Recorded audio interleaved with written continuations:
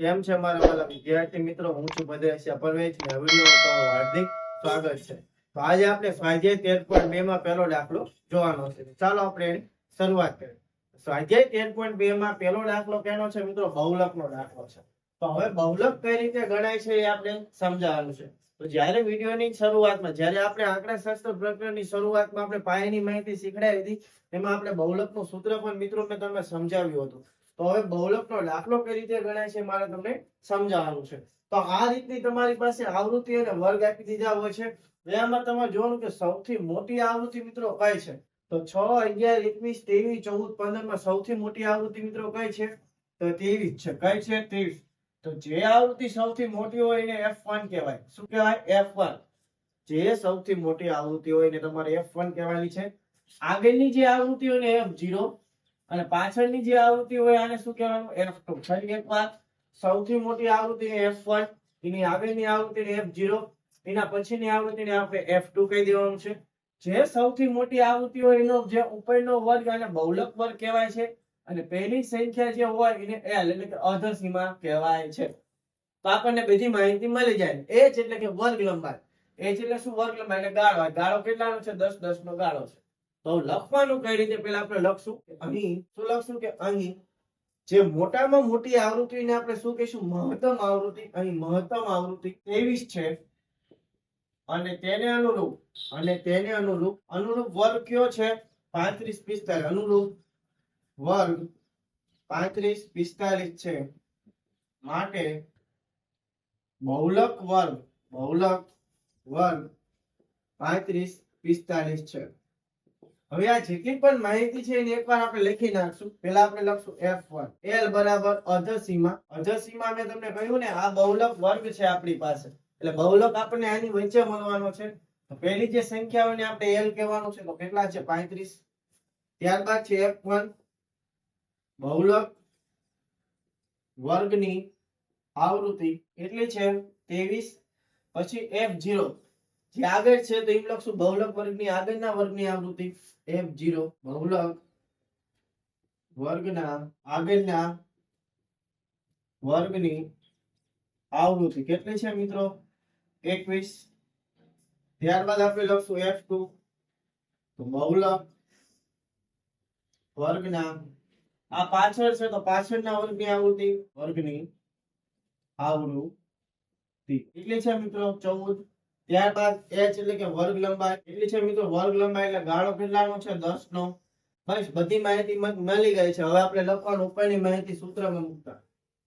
ઉપરની માહિતી સૂત્રમાં મૂકતા આપણી પાસે સૂત્ર શું છે મિત્રો? યાદ કરો, જે આપણે સમજાવેલું છે. બહુલક એટલે કે Z બરાબર L વત્તા કૌંસની અંદર F1 ઓછા F0 છેદમાં 2F1 ઓછા F0 ઓછા F2 કૌંસની બહાર H એટલે ગુણાકારમાં H. ફરી એકવાર મિત્રો કહી દઉં તમને, સૌથી મોટી આવૃત્તિ હોય એને F1, આગળની આવૃત્તિને F0, એના પછીની આવૃત્તિને F2. સૌથી મોટી આવૃત્તિનો જે વર્ગ છે ઉપરનો એને બહુલક વર્ગ કહેવાય છે. આવું તમને 1 માર્કના વિકલ્પ ખાલી જગ્યામાં પૂછાઈ શકે છે. તો જે પહેલી સંખ્યા હોય એને L કહેવાય છે, ત્યારબાદ વચ્ચેનો ગાળો એને H કહેવાય છે. આટલી વસ્તુ તમને લખતા આવડવી જોઈએ. હવે જે પણ માહિતી છે આપણે સૂત્રમાં ખાલી મૂકવાની છે. L એટલે આપણી પાસે મિત્રો કેટલા છે? L એટલે આપણી પાસે મિત્રો કેટલા છે? 35 છે. વત્તા F1 આપણી પાસે કેટલા છે મિત્રો? 23. F0 આપણી પાસે મિત્રો કેટલા છે? 21. હવે અહીં જો 2F1 એટલે આ બે ગુણાકારના સંબંધમાં છે, યાદ રાખજો. તો અહીં ગુણાકાર લખવો પડશે એટલે આપણે કૌંસ મૂકી એટલે ગુણાકાર દર્શાવે. F0 એટલે કેટલા છે? 21. F2 એટલે કેટલા છે? 14. H એટલે વર્ગ લંબાઈ કેટલી છે? 10. 35 ના 35, 23 માંથી 21 જાય તો 2, 23 નું 46, 21 ને 14 કેટલા થઈ જાય? 35. કારણ કે ઓછે ઓછે કેટલા વધે? વત્તા ગુણ્યા 10. 35 ના 35 એટલે જો 2 ના 2, 46 માં 35 જાય તો 11 વધે છે ગુણ્યા 10. હવે જો આ 10 આની સાથે 10 આની સાથે ગુણાકારમાં હોય અને આ ભાગાકારમાં હોય, તો આપણે 10 દુ કેટલા કરવા પડશે? 20 કરવા પડશે. કેટલા? 10 દુ 20 ભાગ્યા 11. 20 ભાગ્યા આપણે 11 કરી નાખીએ, ભાગાકાર કરી નાખીએ. 20 ભાગ્યા 11. 11 એકા 11 કેટલા વધશે? 9 વધશે. ઘરનો લગાડો 0. 11 અઠા 88, 2 વધશે 0. 11 એકા 11. ટૂંકમાં આ રીતે ચાલુ રહેવાનું છે. તો આપણે લખી નાખીએ 1.81. 35 ને કેટલા થઈ જાય 36.81. અથવા તો તમે આગળ ચાલુ રહેવાનું છે એટલે આ રીતે પણ લખી શકો 36.82. આ જવાબ પણ સાચો છે ને આ જવાબ પણ આપણો શું છે સાચો જ છે. તો આપણને દાખલ થઈ દર્દીઓની ઉંમર દર્શાવે છે. આપણે દર્દીઓની સંખ્યામાં શું શોધવાનું છે બહુલક શોધવાનું છે. તો દર્દીઓની સંખ્યાનો બહુલક કેટલો છે મિત્રો? બહુલક આપણી પાસે કેટલો છે 36.82 છે. તો આ તો મિત્રો બહુલકનો દાખલો એકદમ મિત્રો સહેલા જ છે. તમે જોઈ શકો છો કઈ રીતે દાખલો ગણાય છે. તો આ રીતે આપણે ગણવાનો છે. તો આ તો મિત્રો બહુલકનો દાખલો. જો આપણે આ દાખલામાં મધ્યક પણ શોધવાનો છે. એમાં રકમ લખવાની રહી ગઈ છે. એમાં બહુલક અને મધ્યક શોધો એમાં આપણને કીધું છે. તો ચાલો આપણે હવે શું શોધવાનો છે મધ્યક પણ આપણે શોધી નાખીએ. ચાલો તો હવે આપણે જોવાનું છે આના દાખલામાં મધ્યકનો દાખલો. શરૂઆતમાં બહુલકનો પહેલો દાખલો જ હતો. એટલા માટે મેં તમને આખી રકમ લખીને બતાવી ન હતી. નકર તમને શું થશે તમને ગૂંચવણ થશે. એટલા માટે હવે આખી રકમ વાંચું છું. ઉપર આપેલ માહિતી માટે બહુલક અને મધ્યક શોધો. બહુલક શોધતા મેં તમને શીખડાવી દીધો છે. કેટલો બહુલક મળે છે મિત્રો? કે 36.82 અથવા તો 36 કેટલો મળે છે 8 મળે છે. હવે મધ્યક શોધો. આપણે આ માહિતીનો મધ્યક પણ શોધવાનો છે. કેન્દ્રીય મધ્યવર્તી સ્થિતિના આ બે માપની આપણે સરખામણી કરવાની છે. હવે સરખામણી એટલે શું? એટલે કે પેલા મધ્યક કેટલો આવે છે અને બહુલક કેટલો આવે છે એની સરખામણી કરવાની છે અને અર્થઘટન કરવાનું છે. તો એ પણ હું તમને સમજાવવાનો છું. તો સૌપ્રથમ આપણે હવે શું શોધવાનું છે? મધ્યક શોધવાનો છે. બહુલક તો આપણે શોધી રાખ્યો છે. તો કઈ રીતે મધ્યક શોધશું? તો પહેલા આપણે જે રીતના ખાના બનાવીએ છીએ એ રીતના ખાના બનાવી નાખીએ. તો અહીંયા આપણે ખાના મિત્રો બનાવી નાખ્યા છે. ત્યારબાદ આપણે જે વર્ગ છે, ત્યારબાદ જે આવૃત્તિ છે, મધ્ય કિંમત છે એટલું આપણે લખી નાખશું. તો ઉંમર વર્ષમાં 5, 15. ત્યારબાદ દર્દીઓની સંખ્યા 6, 5.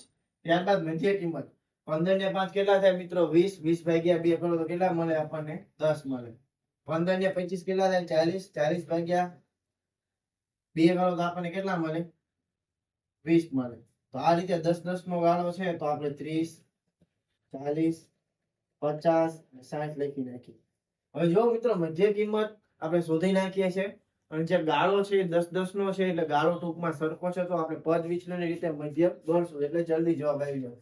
તો આપણે શું શોધવું પડે? યુઆઈ એટલે કે xi ઓછા a છેદમાં h અને fi ui શોધવું પડશે. તો આપણે ગમે એ સંખ્યાને a ધારી લેવી. તો આપણે 40 ને આપણે મિત્રો a ધારી લઈશું. અહીં a ધાર્યા પછી આપણે શું લખવું પડશે? અહીંયા 0, -1, -2, -3, અહીં 1 અને 2. હવે જો 6 તારીખ મિત્રો કેટલા થઈ જાય? 18. 11 દુ 22. પરંતુ જો વત્તે ઓછો ઓછા, વત્તે ઓછો ઓછા 22. 21 એકા 21, વત્તે ઓછો ઓછા 13 ગુણ્યા 0 0, 14 એકા 14, 5 દુ 10. તો આપણને એટલી કિંમત મળે છે. હવે આપણે શું શોધવું પડશે મિત્રો? fi ui અને દર્દીઓની સંખ્યા fi. સિગ્મા fi ની પહેલા ગણતરી કરી. 6 ને 11 17, 17 ને 21 કેટલા થઈ જાય છે? 17. ત્યારબાદ 21, ત્યારબાદ 13. નહીં 13 નથી, અહીં 23 છે. તો આપણે કેટલા લખવા પડશે? 23 લખવા પડશે. તો 23 ને 14 અને 5 સરવાળો કરી નાખીએ આપણે. 7 ને 3 10, 4 14, 14 ને 5 19 ને 20 નો 0 વધી પડી 2. તો 6, 6 ને 7 ને 8 એટલે કુલ કેટલા મળે છે મિત્રો? 80. એટલે સિગ્મા fi કેટલા મળે? 80. ત્યારબાદ સિગ્મા fi આપણે ui શોધવાનો છે. પેલા આનો સરવાળો કરશું, ત્યારબાદ આનો સરવાળો, ત્યારબાદ ઓછા વત્તા આપણે કરશું.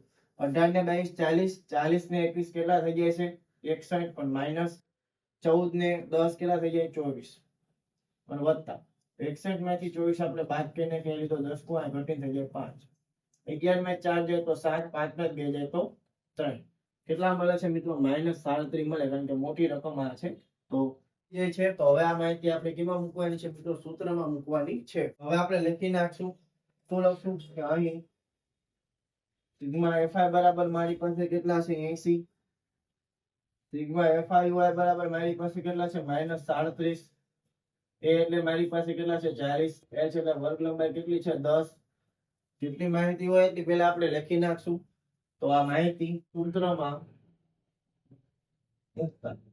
સૂત્ર આપણી પાસે મિત્રો શું છે? પદ વિચલનની રીતો મિત્રો મધ્યક બરાબર એ વત્તા સિગ્મા FIUI છેદમાં સિગ્મા FI ગુણ્યા h. એ આપણી પાસે મિત્રો કેટલો છે? એ આપણી પાસે મિત્રો 40 છે, તો 40 આપણે લખી નાખશું.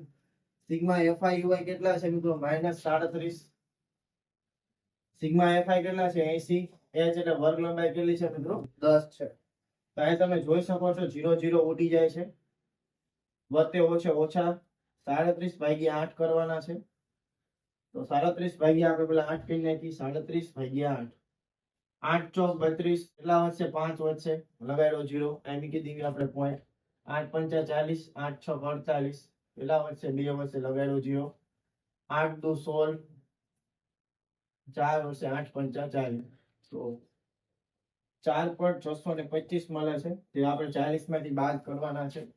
40 માંથી 4.625 બાદ કરી લગાડી 0. ઓછા 10 કો 9 9 9 3. 9 માં 4 દે 5 અને 3. 9 માં 6 દે તો કેટલા વધે? 4. 9 માં 2 દે તો 7. 10 માં 5 દે તો 5 મળે. 35.47. તો આપણને આ માહિતીનો મધ્યક કેટલો મળે છે? 35.47 મળે છે. તો હવે આપણે શું કરવાનું છે? બહુલક પણ મેળવી નાખ્યો છે મિત્રો, અને શું શોધી નાખ્યું છે? મધ્યક પણ આપણે મિત્રો શોધી નાખ્યો છે. હવે આપણે બહુલક પણ શોધ્યો, મધ્યક પણ શોધ્યો. હવે આપણે સરખામણી કરવાની છે. સરખામણી એટલે મિત્રો કઈ રીતે સરખામણી? તો લખવાનું કે બહુલક કેટલો છે અને મધ્યક કેટલો છે. અહીં લખી દર્દીઓની સંખ્યાનો બહુલક કેટલો હતો મિત્રો? 36.8 અથવા 36.82. તો 36.8 અને મધ્યક કેટલો મળ્યો છે મિત્રો? 35.47 છે. આ તો મિત્રો આપણે શું મિત્રો કરી? સરખામણી કરીએ. જે આપણે અર્થઘટન કરવાનું છે. અર્થઘટન. તો આપણે લખી નાખીએ અર્થઘટન. તો બહુલક મિત્રો શું દર્શાવે છે? પ્રથમ જે દર્દીઓની ઉંમર કેટલી હશે મિત્રો? આ જે દર્દીઓની સંખ્યા ઉંમરમાં દર્શાવી છે. ઓલું વર્ષમાં છે, ઉંમરમાં છે. તો મહત્તમ દર્દીઓની ઉંમર કઈ હશે? 36.8 હશે. એટલે કે મહત્તમ લખી અહીં મહત્તમ 36.8 અને દર્દીઓની સરેરાશ. મધ્યક શું દર્શાવે છે મિત્રો? સરેરાશ દર્શાવે. તો એ લખવું પડશે 35.47 છે. તો આ મિત્રો આપણે અર્થઘટન પણ કરી નાખ્યું. દાખલો મિત્રો મોટો છે, તો કદાચ બોર્ડની પરીક્ષામાં પૂછાય પણ ન પણ પૂછાય, પરંતુ આપણે તો મિત્રો ગણવું જરૂરી છે. આપણે મિત્રો આ દાખલામાં બહુલક, મધ્યક, સરખામણી અને અર્થઘટન કરતા શીખ્યા. તો દાખલો થોડો મોટો બન્યો છે, તો આપણે એક જ વિડીયો બનાવ્યો છે. હવે આપણે જોઈશું દાખલા નંબર 2 અને 3 આગળના લેક્ચરમાં. તો અહીં એટલું આપણે રાખીએ છીએ. જો વિડીયોમાં મજા આવી તો વિડીયોને લાઈક, ચેનલને સબસ્ક્રાઇબ અને વિડીયોને શેર કરવાનું મિત્રો ભૂલતા નહીં. આવા જ બીજા વિડીયો સાથે મળશું નેક્સ્ટ વિડીયોમાં. ત્યાં સુધી આપણા વિડીયો જોતા રહો. ચાલો બાય. જય હિન્દ, જય ભારત.